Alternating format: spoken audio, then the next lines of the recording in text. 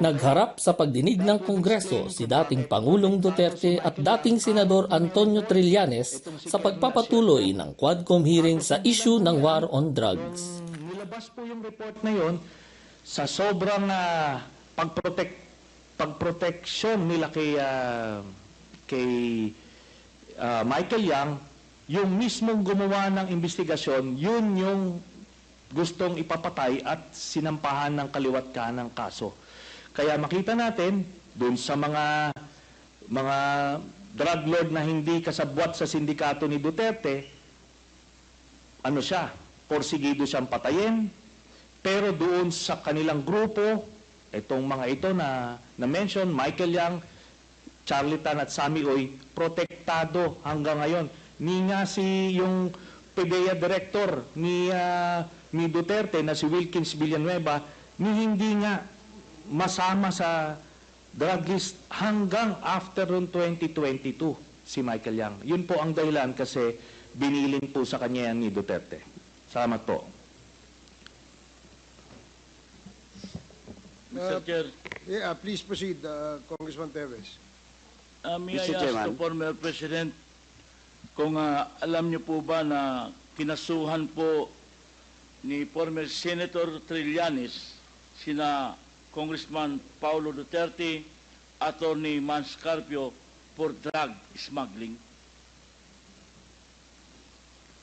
Hindi ho. Pero kung totoong drug smuggling man sila, they should be prosecuted in court. And if convicted, they should serve sentence in jail. Hindi dahil, hindi ko pipigilan yan. Kung anak ko, kung totoo. Ngayon, yung na-reason dito ni ko kilala itong taong to, forgot his name. Your Honor, if there is an iota of truth, iota lang, baski konti lang, you can find out, may nilagay siya ng records. Now, I'm willing to execute an affidavit or kayo na lang to summon the banks pursuant to my waiver.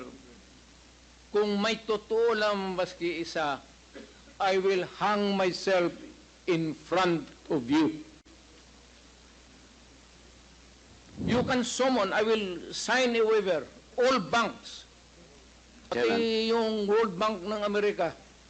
Kung may isang totoo lang nakiting, I will resign and I will ask my daughter to resign and everybody in the family. That is my guarantee. And I will hang myself. May I ask this former senator, how did you acquire these documents, bank documents? Nung campaign po noong 2016, meron pong nag-abot sa aming opisina na ang pangalan po niya ay Joseph De Mesa, in-identify niya. So sinabi niya, meron siyang mga dokumento na pwede namin tignan. So kampanya po yon, hindi po namin nabigyan ng atensyon until siguro a few weeks after, nakita ko po, yun pong nandoon, iba't ibang accounts. Then, chinek namin, binalidate po namin kung totoo yun, no? So, may mga nagdeposito po na doon sa iba't ibang accounts ni Duterte. Tapos, totoo nga, legitimate po. Then, nung kampanya, nilabas ko po ito at inamin mismo ni Duterte na totoo daw kasi una, dinideny po nung kanyang spokesman, but eventually, nung na-corner na siya, inamin niya, no?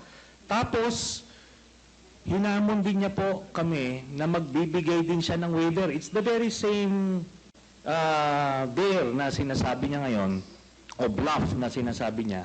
At ano po, ako po ay nagpakita dun sa BPI branch na yon sa Julia Vargas, pero siya po hindi sumipot. Ang sumipot sa kanya, itong si Panelo. Ngayon si Panelo, wala pong dalang waiver. ang nilabas niya, special power of attorney na may specific conditions. Ngayon po, natapos na lahat yung kampanya, presidente na siya, ni ay ni oy, wala na po nangyari doon. Kaya ito po, inadmit niya na yan, mga dokumento na yan. Inadmit niya na yan, no? And let me just comment a bit, Mr. Chairman. Kasi yung sinasabi niya, in relation dun sa case na final ko kay Pulong tsaka kay Manscarpio, sabi niya, edi i-file daw sa korte at harapin nila. Pero yung mga libo-libong mga pinagpapatay never got that privilege of the due process. Pagka wala ka sa grupo niya, hindi ka sa sindikato niya, protektado ka. Kailangan mag-file sa korte. Pero pagkakaribal ka at ordinaryong Pilipino ka, tutumba ka. Yun lang po, Mr. Chairman. I will sign it, the document, tomorrow. And I will hand it kasi magagawa pa ng abogado. But I said, if there is an iota of totoo yung sinasabi, I will hang myself in your presence. I will invite you all to be a witness. Nalilito na ako kung anong sabihin ko.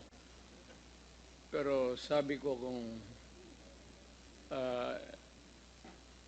if I'm lying or if my statements are falsely stated, or if there is an iota of magbigti ako.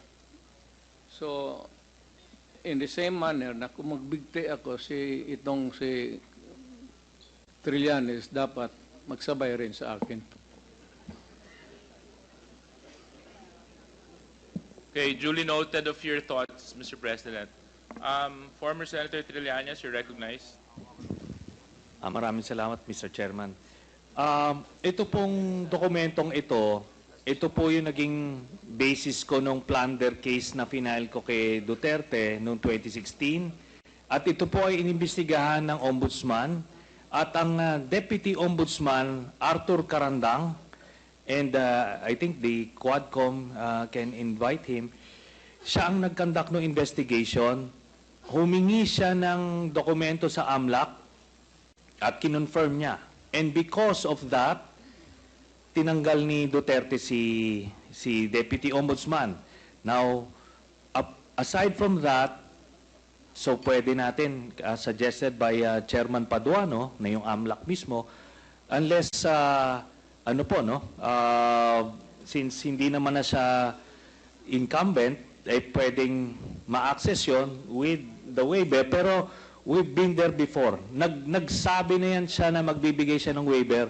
Puro bluff yan, pero hindi. Kaya nga, mas maganda kung ma-draft na po natin yan ngayon para papirmahan niya yan dito. No? Para wala ng alibay. Pero ito po, I'll be presenting later on, Mr. Chairman, a video of his actual admission of these accounts. No? So, ito naman pong mga cheque na in-encash, in-extract lang namin from that long list. Mga managers' checks po yan, hindi nawawala sa system po yan. And later on, exempted sa impeachment cases, kaya pwede po lumabas yan, ipepresenta po yan. That's the smoking gun ng proceeds of the illegal drug trade ng Duterte crime family. Salamat po, Chairman. Thank you very much, Sir, former I have to Senator respond Trillanes. to it. This Former guy President, is with all due story. respect, with all due respect, I'll have to follow the rules. Yeah. I will give you time later, Mr. President. I will give you time later. Just so that we can put to rest this issue of waivers, because it's been going back and forth.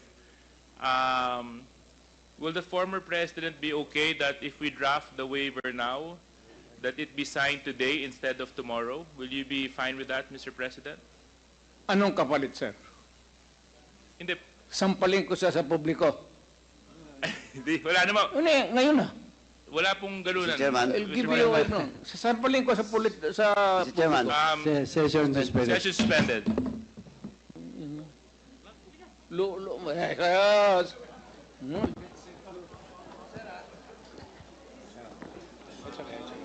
Sabi